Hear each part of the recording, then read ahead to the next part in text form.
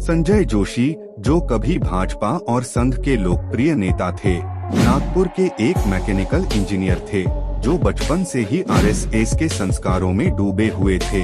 उन्होंने एक engineering college में अच्छी खासी नौकरी छोड़ दी, खुद को संघ के काम में समर्पित कर दिया, शादी नहीं की, बन गए एक पूर्णकालिक संघ प्रचारक और उस समय के संघ नेतृत्व द्वारा उन्हें गुजरात राज्य की जिम्मेदारी दी गई।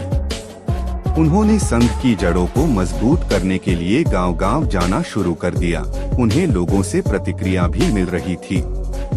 उनकी मुलाकात कुछ साथियों से हुई, उनमें से एक थे नरेंद्र दामोदर दास मोदी। उन दोनों की मैनेजमेंट स्किल को देखकर संघ ने उन्हें बीजेपी को मजबूत करने की जिम्मेदारी दी। अगर बीजेपी को प्रभारी बनाया जाए तो मोदी को पार्टी के सेनापति की जिम्मेदारी दी जाती है। 1998 में बीजेपी फिर से गुजरात में सत्ता में आई जब केशुभाई पटेल मुख्यमंत्री बने और इसका सारा श्रेय संजय जोशी को दिया गया। इस बीच मोदी का संजय जोशी के खिलाफ गुस्सा बढ़ता जा रहा था और मोदी ने उन्हें केंद्र में भेजने के लिए संजय जोशी साहब नाम से एक सोसाइटी बनाई। गृह राज्य नागपुर से नेता की ताकत बढ़ती है।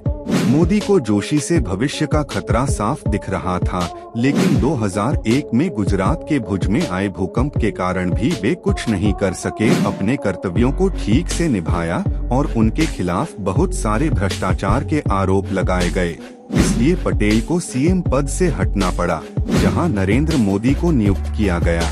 फिर संजय जोशी को केंद्र में भेजा गया और यहीं पर संजय के बीच संघर्ष हुआ।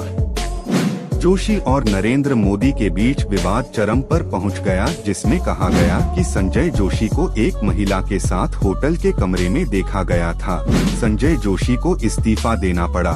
संजय जोशी ने दूसरे सबसे बड़े महासचिव के पद पर थे। अध्यक्ष के बाद पार्टी संगठन में उनका पद जोशी से नीचे था।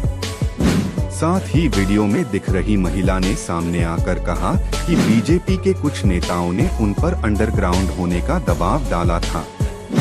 फिर वही वीडियो गुजरात के एक होटल में जासूसी कैमरे से शूट होने का खुलासा हुआ, जिससे ये संदेश गया कि इस सब के पीछे मोदी थे। ये बात सामने आने में करीब 6 साल लग गए। यह राष्ट्रीय राजनीति में भी सक्रिय थे। 6 साल के राजनीतिक वनवास के बाद संजय जोशी फिर से भाजपा में सक्रिय हो गए। 2012 में मोदी ने मुंबई में भाजपा की कार्यदल की बैठक का बहिष्कार किया।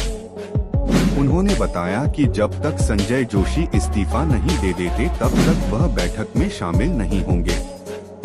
हालांकि मोदी के दबाव के कारण संजय जोशी को इस्तीफा देना पड़ा, लेकिन जोशी को इस बात की अच्छी जानकारी है कि बीजेपी का तंत्र कैसा है, काम करता है। इसके अलावा बीजेपी में ऐसे कई नेता हैं जो आज भी उन पर भरोसा करते हैं। अब अगर राष्ट्रीय स्वयंसेवक संघ इस बात को ध्यान में रखते हुए एक बार फिर संजय जोशी को ताकत देने में जुट गया है, तो कहा जा रहा है कि वह संघ से बीजेपी अध्यक्ष पद के लिए मैदान में उतरे हैं। अब अगर संजय जोशी बीजेपी के अध्यक्ष बनते हैं तो क्या होगा? मोदी युग में संघ के पक्ष में भी खोजा जा सकता है। मोदी का विकल्प कोई कर सकता है। उनकी राजनीतिक बलि दरअसल नरेंद्र मोदी 75 साल के हो गए। इसलिए बनाए गए नियमों पर उंगली रखकर आरोप है कि मोदी को प्रधानमंत्री पद से हटवाने की कोशिश की जा सकती है। अब कहा जा रहा है कि संजय जोशी मोदी के मामले में यह चाल चल सकते हैं। शाह ने पिछले 10 सालों में मनमाने ढंग से सरकार चलाई और संघ का ज्यादा ख्याल रखा। आरोप है कि संघ के जरिए कई मित्र पार्टियों का जनता से नाता टूट गया। संघ की सोच भी कुछ हद तक टूट चुकी है, क्योंकि संघ कभी 2-4 साल के बारे में नहीं सोचता, लेकिन लोकसभा में मिले झटके को देखते हुए कहा जा रहा है कि संघ अगले 50 से 60 साल के बारे में सोच सकता है। तीसरी बार सत्ता पर काबिज हुई बीजेपी। इस बात पर संदेह व्यक्त किया जा रहा है कि संघ ने जोशी को आगे बढ़ाया है। संजय जोशी फिलहाल 62 साल के हैं। ऐसे में जोशी कम से कम 13 साल तक देश की राजनीति के केंद्र में रह सकते हैं।